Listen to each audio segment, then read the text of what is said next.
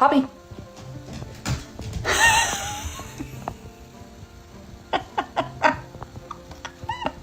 He was never supposed to have a name. He was never supposed to have a home, a favorite spot, or someone who loved him. He was supposed to be sold by the pound, literally priced by weight. This is Hobby's story. I wasn't even looking for a rabbit. I stumbled across a small online listing one afternoon. A meat rabbit farm in the Northeast was shutting down and selling off its animals. No photos, no descriptions, no personalities, just inventory, numbers on a spreadsheet. Something made me stop. Something made me say, go get him. Do you know how to do the stairs? Can you figure it out? Go up. So I drove out there with no idea what I was walking into. When I brought him home and set him on the floor for the first time, my heart dropped. His legs splayed out in every direction. He had no idea how to hop on a flat surface. He had bald patches, scabs, and skin that looked like it had never once known comfort, because it hadn't.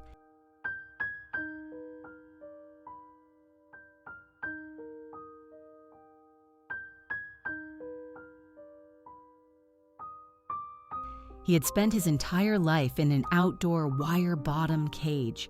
Through every season, every storm, every brutal northeastern winter you can imagine.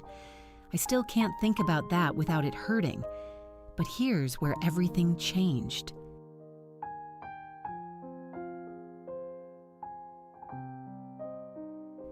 About 2 days after I brought him home, I was lying on the floor just quietly watching him explore. And then he hopped over to me. No fear, no hesitation. He leaned into me like he'd made a decision, a conscious, deliberate choice.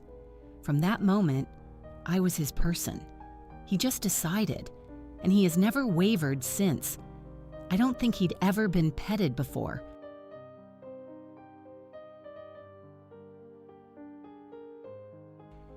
The first time I ran my hand along his fur, you could almost see him processing it in real time, like something was unlocking. This is what I've been missing. And then he transformed. When I first got him, he was this dull, patchy, brownish color. Honestly, kind of lifeless looking. Now, he's completely gray, impossibly soft, plush like a stuffed animal that somehow came to life. Every vet visit ends the same way.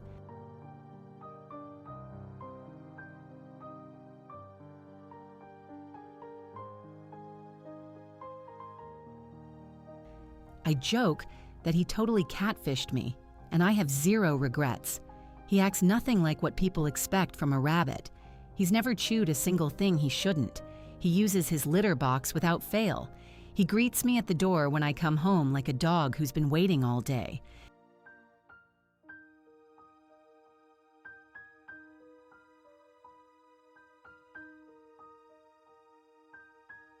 When you talk to him, he flops over onto his side. And if you know rabbits, you know exactly what that means. It means I am safe, I am happy, I am home. He never got to learn how to be a rabbit. They fed him alfalfa his whole life, not for his health, but to keep him big. He'd never tasted a vegetable. We're still working on that. He's picky, and honestly, I completely understand why. But here's the part of this story that I genuinely wasn't prepared for. I have a lung disease. I get fevers.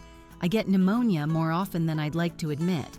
And somehow, and I'm still not fully able to explain this, Hobby knows when I'm getting sick before I do. He becomes clingy. He won't leave my side. He just stays. And every single time, he's right. I used to think only dogs could do that. This rabbit proved me wrong. I truly believe he can sense the change in my body before my own body tells me.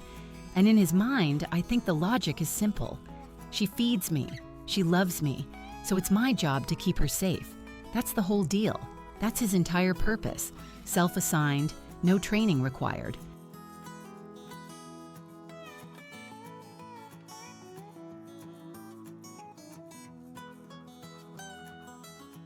Sometimes late at night when the house goes quiet, I'll find him stretched out on the floor, eyes half closed, breathing slow and easy, completely at peace. And it hits me every time. This tiny life that was once measured in pounds and profit now sleeps without fear. That's everything. That's the whole point. Rescuing Hobby didn't just change his life, it changed mine. He taught me patience in a way nothing else ever had. He taught me that healing isn't a single moment. It's small, gentle things, repeated every day until they become normal. Until safety becomes the default instead of the exception. So here's what I hope you take from this. Don't overlook the animals that weren't meant to be pets. Don't scroll past the ones with complicated histories, the scared ones, the older ones, the ones nobody's written a cute description for. They are not less. They are not harder to love. Sometimes they're the ones who love you back the hardest. And sometimes the animal that was never supposed to make it becomes the one you can't imagine living without.